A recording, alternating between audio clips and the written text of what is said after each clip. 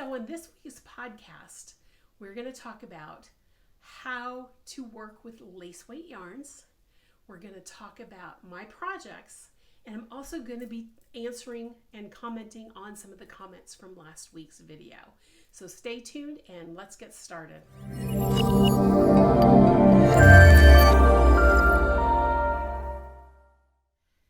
Good morning, crocheters. I'm so excited you're here. We're going to get started today with just talking about lace crochet. If you are following my blog, you know that yesterday I dropped a blog post on my 6 best tips on crocheting lace, and I thought that I would do a little bit of a video on that, maybe expand a little bit on it.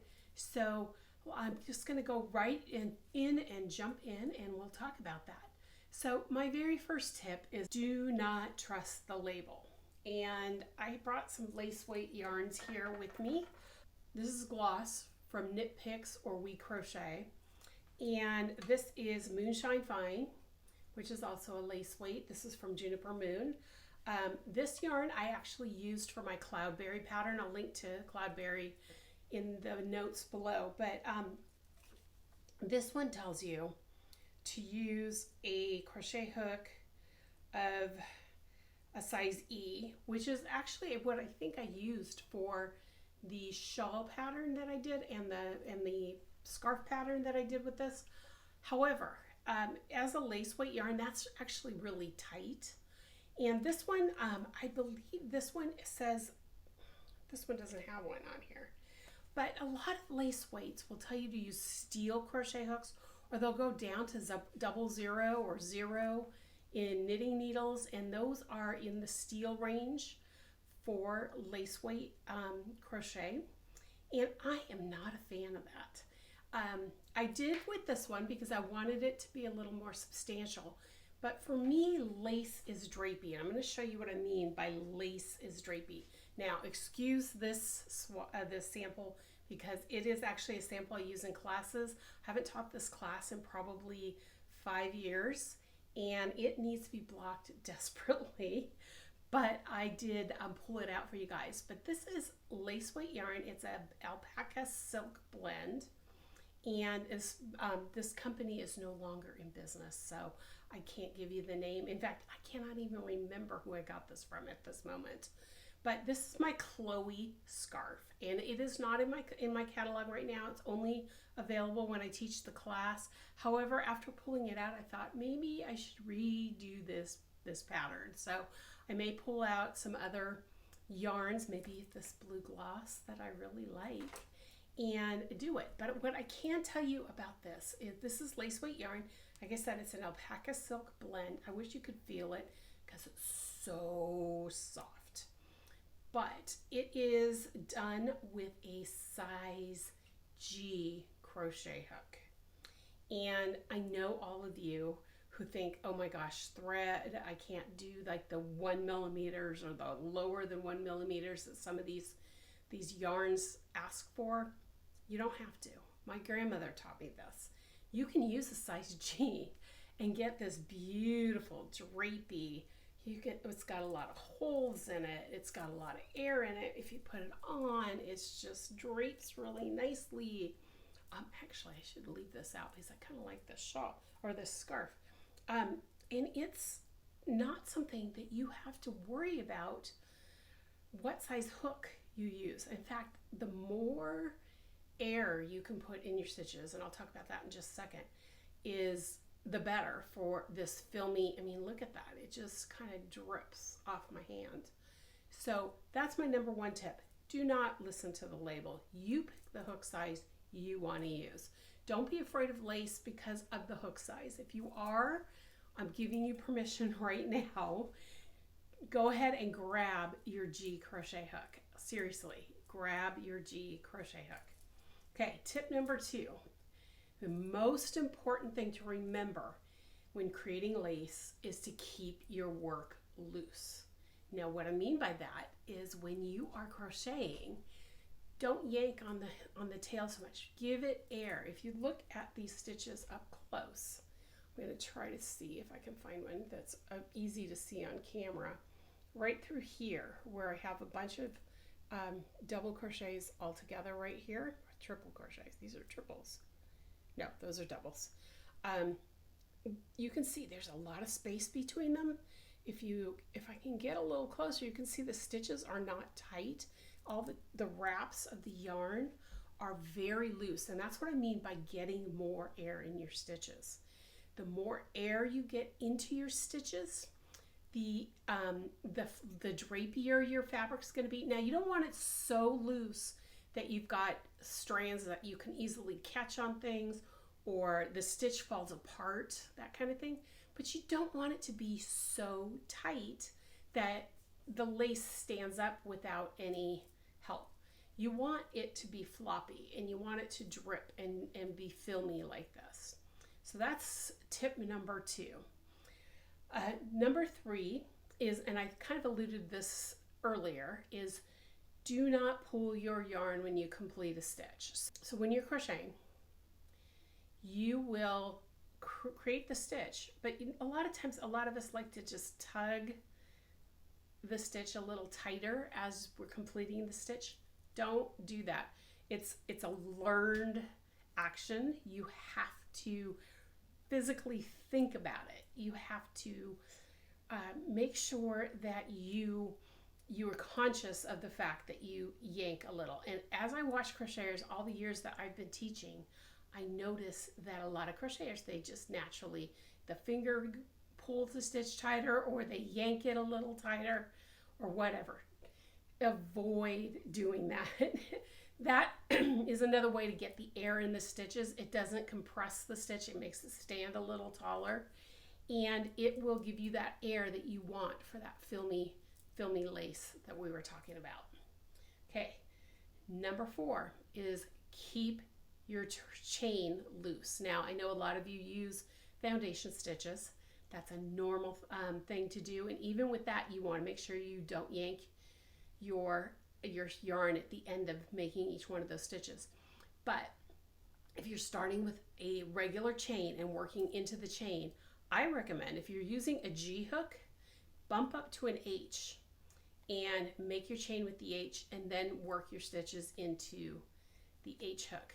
Now, if from regular crochet, you guys probably know that if your chain is too tight, you'll get like this curved edge at the bottom, and it's too tight and you can't block it out. That's one of the reasons. But the other reason is you're getting that filmy air in there that'll help keep the stitches loose and vibrant and filmy and drapey and all of that. So that's tip number 4. Keep that chain loose. Now, if you're doing foundation stitches, when you're doing the foundation stitch and you're building the chain before you start the stitch, keep that extra loose. You could still start with an H hook if you wanted to. I don't usually recommend that, but with lace, you might have to for some reason. If not, when you pull through that first loop, make sure you don't yank it and tighten it up. Keep it loose so that your fabric still remains drapey. Okay, tip number 5. Tip number 5 is, if you tend to crochet loosely to begin with, try not to crochet too loosely. So most of my crocheters, whenever I'm in class, they tend to get tight, and that's usually because they have a teacher there watching them.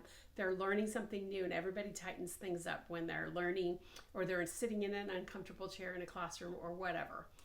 But if you are naturally a loose crocheter, my recommendation is you still want to go up to a larger size hook than is on the label of the yarn. Like, you know, this one doesn't have one, but the label will tell you a hook size. Go up at least 1 to 2, even more hook sizes.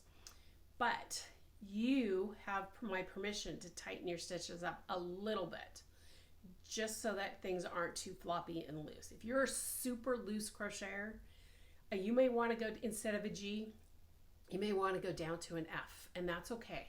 But you know yourself. The thing is you want the stitches to show up, but you want them to be loose and drapey and filmy and true laciness. Is that even a word?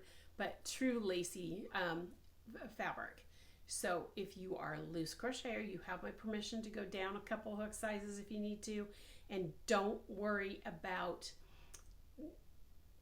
keeping loose because you are already loose. Just go ahead and try to work your normal crochet, but maybe with a little bit bigger hook than you're used to for a particular yarn.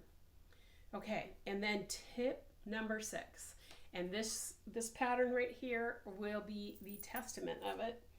Remember that lace is not finished until you block it. Now, granted, this has been blocked before. Some of the holes are still big enough that you can see them because I have blocked it in the past, but you can see it's very wrinkly right now and it doesn't look all that great.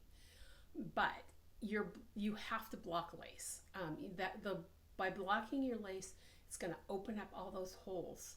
It's going to separate the stitches a little bit and give it that air between the stitches that gives you this little drapey fabric. The filminess. I wish I had pulled out another one of my patterns from Modern Italian Lace Crochet that I did. It's called Il Velo di Sposa. It's the wedding veil in Italian. And it is done in lace weight with a larger hook. And it's a poncho and it just drapes everywhere. So that is my sixth tip, is you need to block it. I know a lot of people hate blocking. You can steam block. You can just pin it out as wide as you want the holes to be and then steam block it. And usually steam blocking takes less time to dry unless you really saturate it. But when I'm steam blocking, it's just a light steam.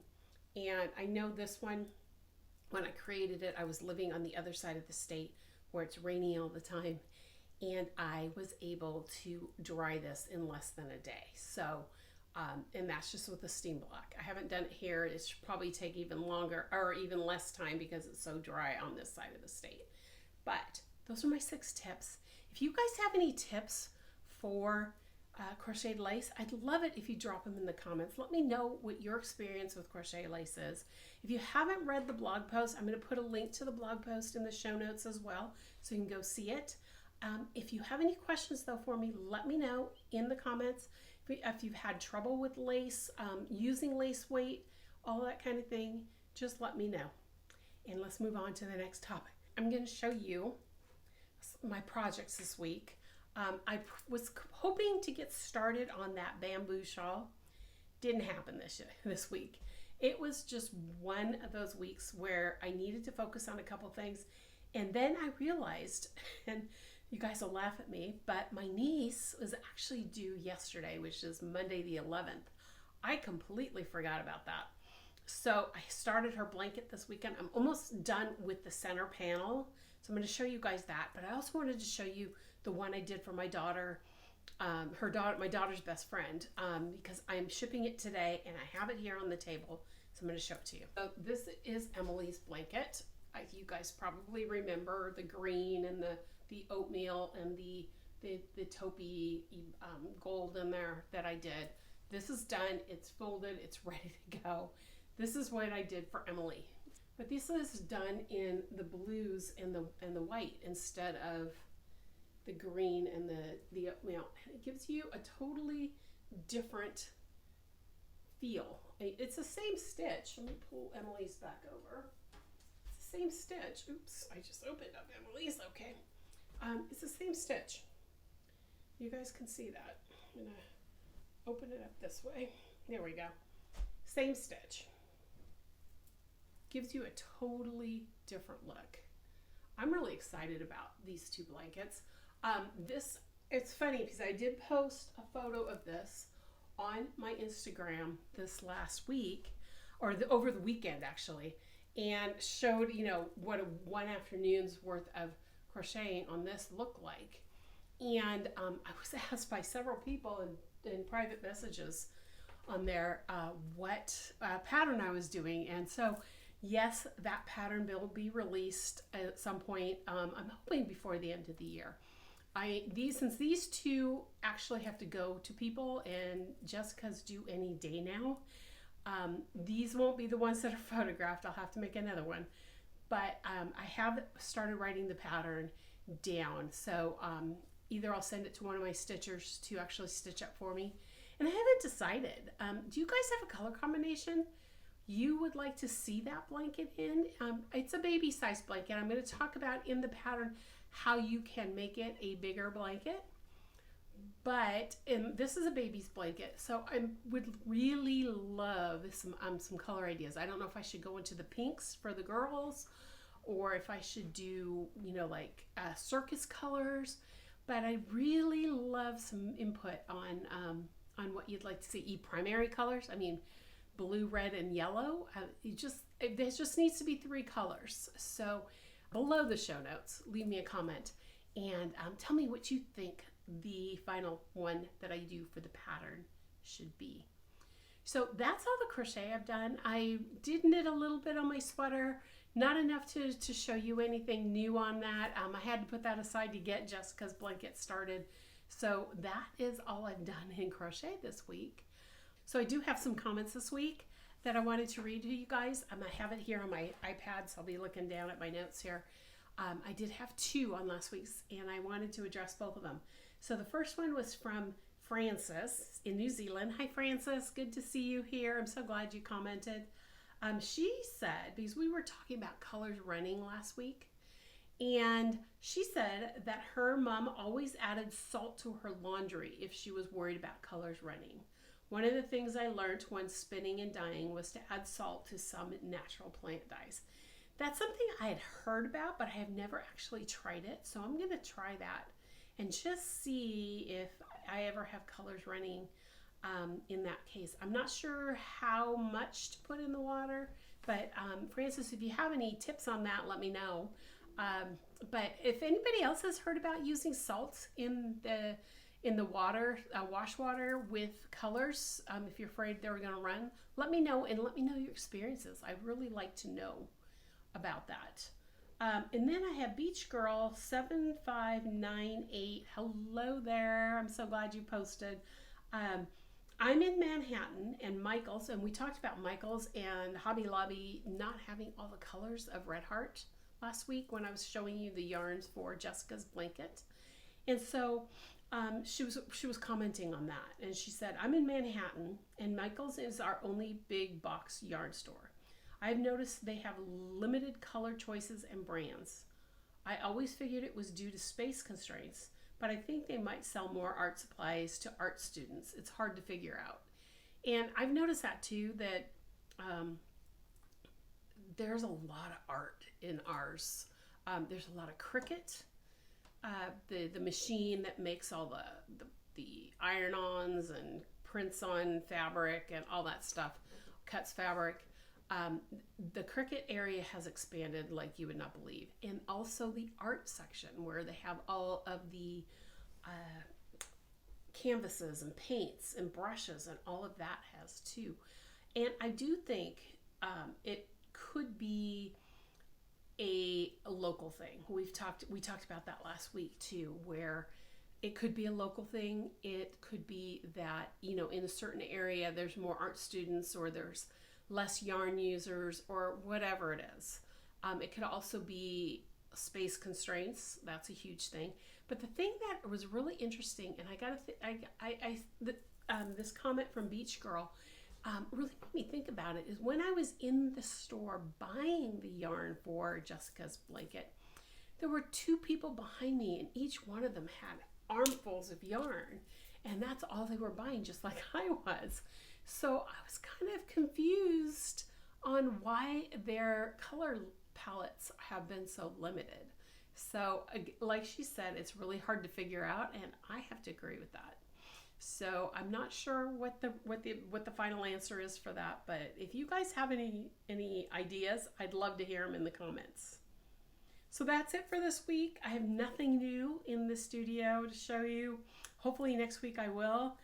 Because there are some things that are coming, but this is going to be a short one this week. I'm really excited you guys were here. I'm really excited to do these every week. I'm going to try to mix it up on how I am doing things, but this is what I'm doing this week. And anyway, I will talk to you guys next week. Have a great rest of your week, your weekend, and I will see you next time. Bye, y'all.